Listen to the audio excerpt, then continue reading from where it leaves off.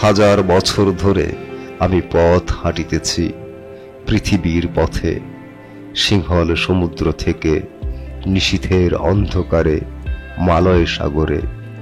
অনেক ঘুরেছি আমি বিম্বিসার অশোকের ধূসর জগতে, সেখানে ছিলাম আমি আর দূর অন্ধকারে বিদর্ভ নগরে। আমি ক্লান্ত প্রাণ এক, চারিদিকে জীবনের সমুদ্র সফেন। আমারে দুদণ্ড শান্তি দিয়েছিল নাটোরের বনলতা সেন।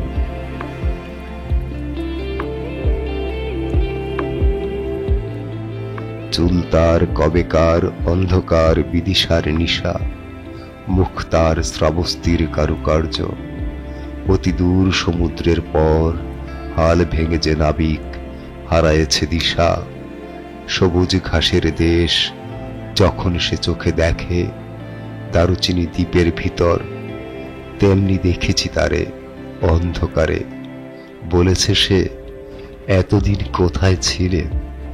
পাখির নীরের মতো চোখ তুলে নাটোরের বনলতা সেন।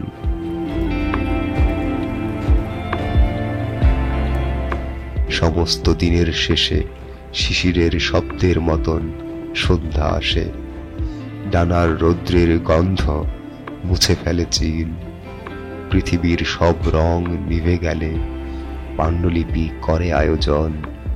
তখন গল্পের তরে জোনাকির রঙে ঝিলমিল। সব পাখি ঘরে আসে, সব নদী ফুরায়ে জীবনের সব লেনদেন। থাকে শুধু অন্ধকার, মুখোমুখি বসিবার বনলতা সেন।